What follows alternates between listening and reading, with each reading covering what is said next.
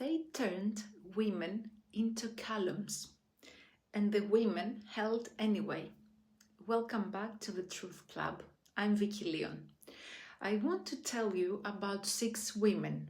They've been standing on the Acropolis right here in Athens, in my city, for over 2,400 years. They are carved from Pentelic marble. They stand in a row on the southern porch of the Relational temple. And instead of columns, they are the columns. 6 female figures holding the weight of a sacred roof on their heads, not with effort, not with struggle, with posture, with presence, with everything they are.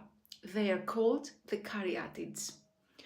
Women made to carry weight that wasn't theirs, made to hold up a structure they didn't build, made to be the architecture of someone else's world while their own lives collapsed. Sound familiar? Today we stop being columns in someone else's temple. Today we build our own, and the structure we use, the thing that holds our new life up, is 4 Caryatids. No pillars, no static cold stone rules. Living figures, female forces, the architecture of a woman who has decided. Let me introduce them. Before we name our 4, I want you to understand what made the original Caryatids extraordinary, because this actually changes everything about how you see the framework. The Caryatids of the Relational are not identical. Each one is unique. Each one has her own face, her own drapery, her own posture. One leg bent, one straight, a stance that suggests they could move at any moment. They are not frozen, they are posed. Their drapery falls in vertical folds, the exact same fluting you'd find on an Ionic column. They are the column, but they are also women. Strength and grace made indistinguishable from each other. And this is the key to the framework I'm giving you today. 3 or 4 Caryatids are dynamic. They shift, they breathe, they grow with you. Their stance changes as your life changes. They are not fixed rules carved into stone. They are living orientations, values that you embody differently at different stages of your rebuilding. One Caryatid does not move. She is your internal one, your foundation, the thing that was true before he arrived and will be true long after he will be irrelevant. Together we hold everything up. Let me name them. Our first Caryatid is dynamic. She shifts with you. She starts small, a single bank account in your name, a single income stream that belongs to you, and she grows as you grow. She is not a destination, she is a direction. Financial sovereignty. It's not about having enough money.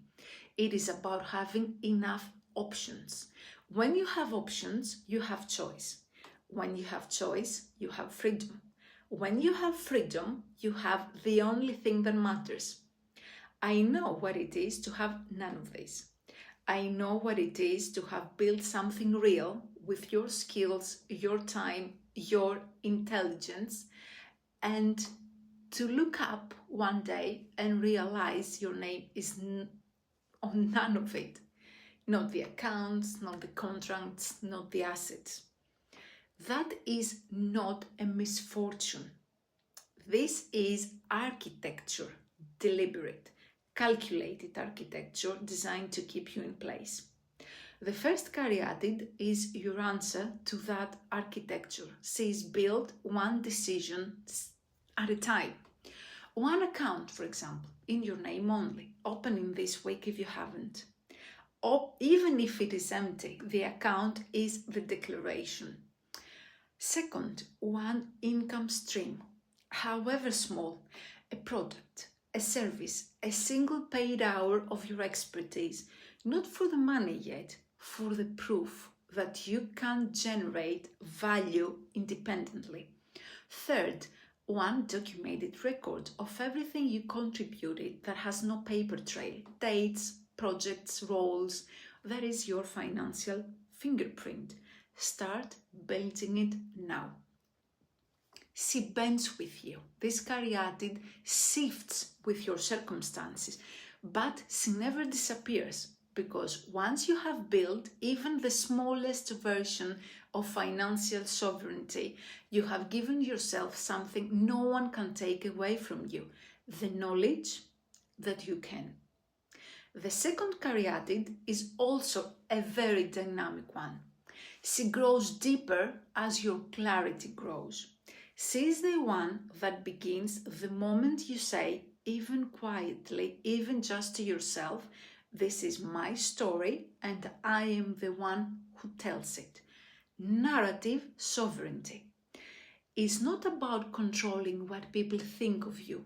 It is about being the primary source of your own truth. It means I define myself, not my history, not someone else's version of events, not the story he's telling people right now. When you are in a relationship with a narcissist or a narcissist, as you know I like saying, your narrative is the first thing they take. They rewrite you slowly, methodically. You begin to doubt your own version of events until you apologize for things you didn't do, until you explain yourself to people who have already decided, I know this.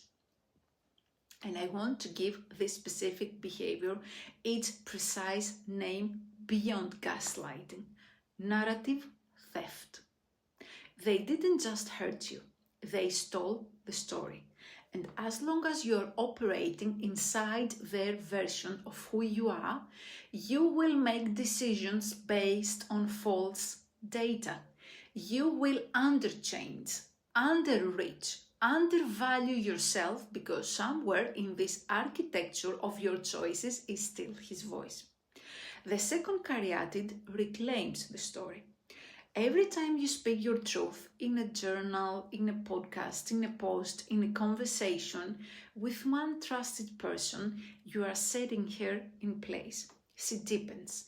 She grows more certain. She becomes harder and harder to move. This podcast is an act of narrative sovereignty. So is every episode you record, every reel you post, every time you say, this is what actually happened. The third caryatid is also dynamic, and she is the one that shifts most visible as you rebuild, because relationships are not static. The people who were in your inner courtyard when you were someone else's column, and not automatically the people who belong there now. A relational sovereignty, which means I choose who stands near my fire, not out of judgment, not out of cruelty, out of physics. Some people vibrate at the frequency of growth. Some vibrate at the frequency of a chainsaw. And you cannot allow a chainsaw into the courtyard of an oak tree. We talked about the propylia in episode 4, the gate. The third caryatid is the force that guards that gate from the inside. She is the part of you that has done the gatekeeper's ledger honestly. She has written the 5 names. She has written fuel or friction next to each one. And she has made her decision, not from guilt, not from obligation, not from fear of being called cold, but from clarity.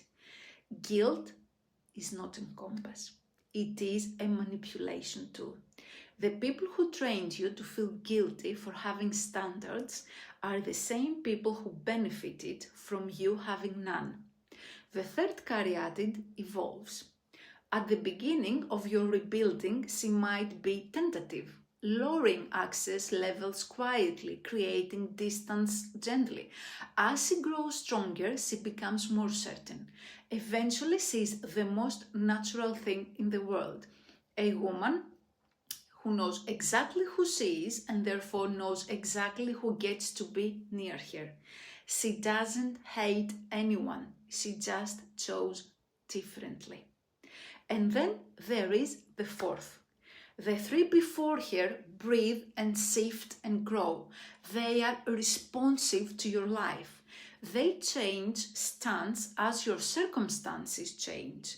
They are dynamic because life itself is dynamic. But the fourth caryatid does not move. She is the thing that was true before a narcissist arrived, before the relationship, before the title that wasn't yours, before the money that disappeared into their name. She was always there, and she is still there, and nothing they did, nothing they could do, nothing they called you touched her. She is different for every woman. For some, she is faith. For some, she may be called creativity. For some, she is the part of them that always knew this quiet inner voice that said this is not right long before they were ready to listen. For me, she is the writer. She is the woman who sat at a desk in Athens and built entire worlds out of words, who found in ancient Greek philosophy a framework for survival that no one could name yet, who knew even in the worst years that there was something in her that could not be owned. She is your telos from episode 3, your bone deep purpose, the thing that makes you you. Not your roles, your relationships, not your status or your bank balance. The actual you. She never moved, not once. Find her. She's been waiting. Open your journal. Draw 4 fingers right now. They don't need to be beautiful. 4 standing women and label them. The first one, financial sovereignty. The second one, narrative sovereignty. The third one, relation sovereignty. And the eternal one, the fourth one. And write one thing after each one of those caryatids. For example, caryatid number 2. What is one truth about myself that I have been letting someone else's version override? Number 3, caryatid number 3, who is my life right now needs their access level quietly changed. Number 4, what is the thing in me that no one, not even on the worst years, managed to touch? You don't have to answer all of those questions today. Start with the one that frightens you the most. That's always the right one.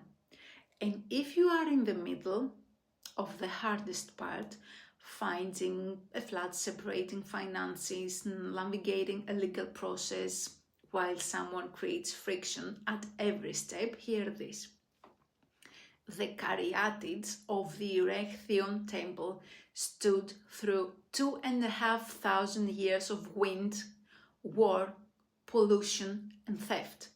5 of 6 are still standing. One was taken to the British Museum. The Greeks have been asking for her back ever since. She was never forgotten. She was never replaced. She is still counted as one of the 6. You don't stop being one of the Caryatids because someone moved you. You are still standing. You are still counted. Financial sovereignty, narrative sovereignty, relational sovereignty, and the eternal one who was never moved. Those are your 4 caryatids. 3 of them shift and breathe and grow with you. 1 of them has been standing inside you since the beginning, waiting for you to remember she was there. Together, they hold up the roof of a life that belongs entirely to you. Not them. not the version that those people have told other people, not the woman who lowered her volume and called it love. This is yours. Next week, we go deeper into the financial caryatid because you deserve a real, honest and specific conversation about money after financial abuse. Not inspiration, not theory, a map. I'm Vicky Leon. This is the Truth Club. Stand tall. Hold that truth. Own your caryatid. I'll see you in the circle.